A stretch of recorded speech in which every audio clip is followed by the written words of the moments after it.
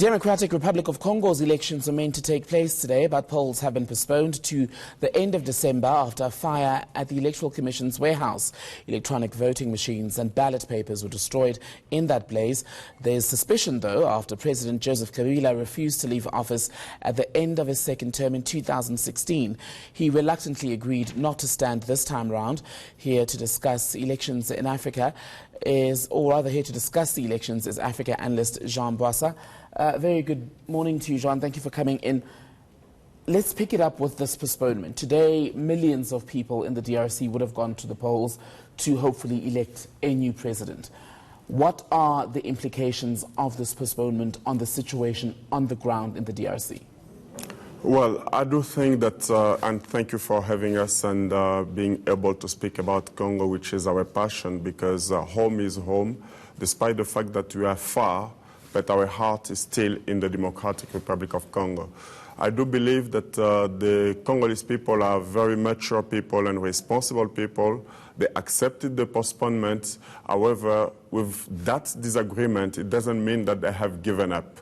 It's just to give time and space to the de facto government to sort out their mess so that on the 30th we will have elections. And one of the opposition leaders called the people to wait until the 30th, which was very responsible and mature. So, but what we are asking as thinkers and as the diaspora, it's for those leaders that are in the country, the opposition leaders, to unite and make a united front so that whatever the power is doing, the regime, Kabila regime is doing, they won't have any other strategy, because their strategy was divide to rule.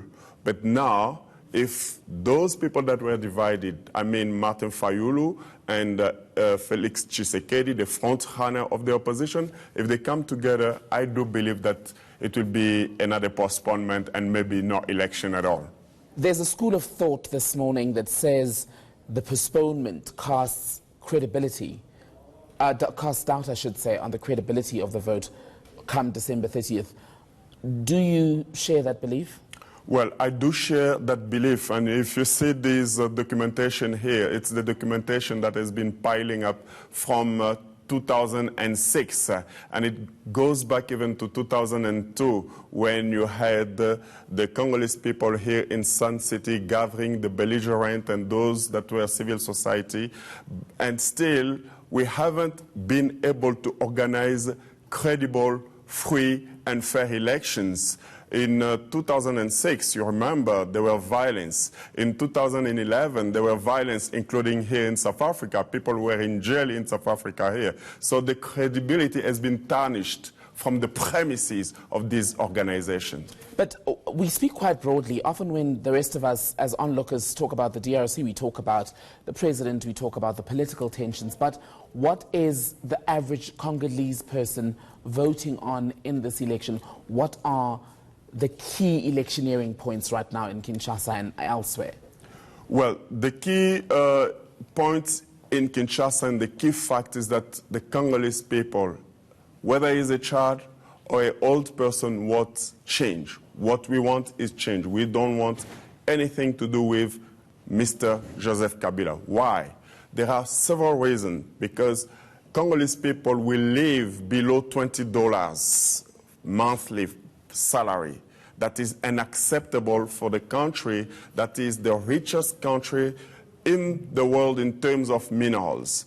The Congolese people, they want access to education. We have children that are not able to study because of the violence. We have the outbreak of Ebola in the eastern side of the Congo. We have displaced people, 1.2 internally displaced, only for one province, that is Kasai. But if we go throughout the country, we can have 3.7 million people displaced in the entire country. We had the people that were sent back, deported from Angola to Congo. Their living is in dire condition of basic needs such as water, food, access to health care. So it is incredible. The level of poverty is unbelievable. That's what we would like to change, because we cannot continue living like animals, like beasts in the equatorial forest.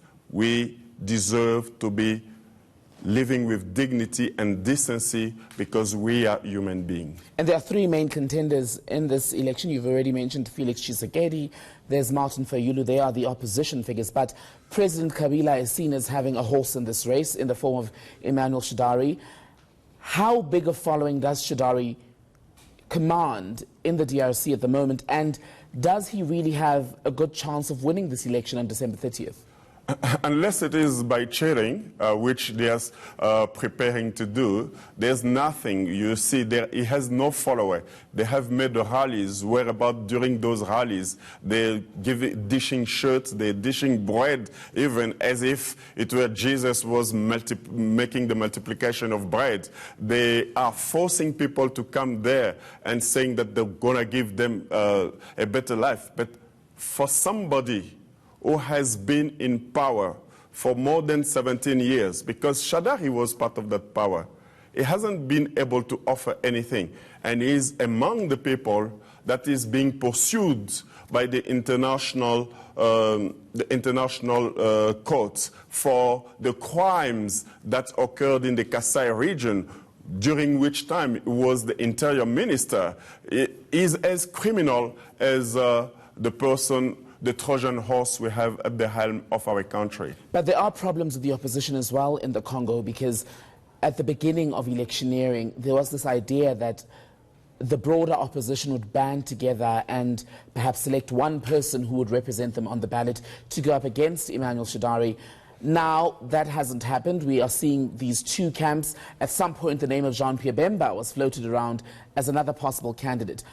How self-destructive are the splits in the opposition at this point in the DRC? Could they have done better as the opposition, do you think? Rightfully so. You're saying that there's this divide, and which we don't like personally as a human rights activist and as a thinker.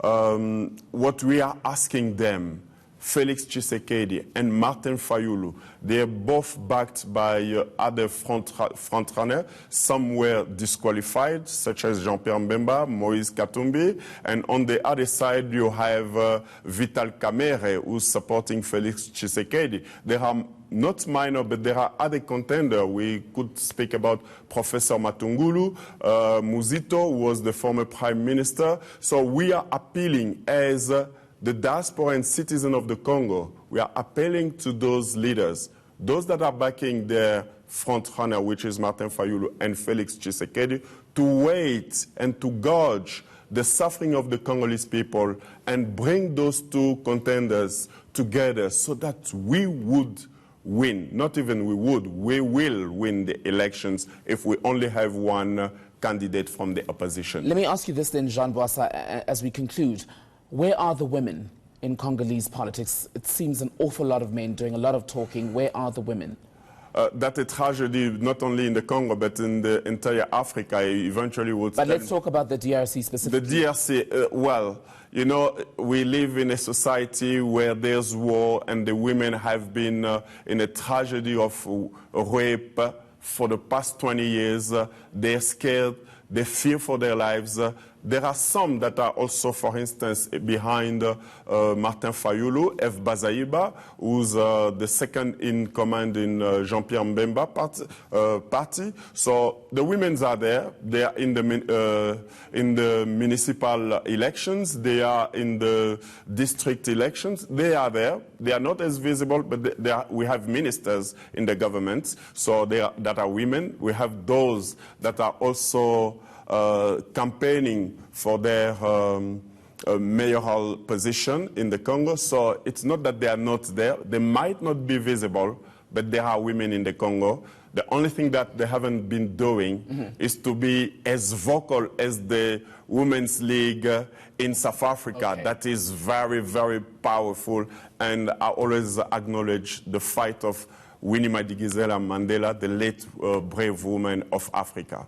Jean Bwasa, thank you so much for your time this morning. It's a pleasure, That sir. was Jean Bwasa speaking to us there about the now upcoming, once again, elections in the DRC.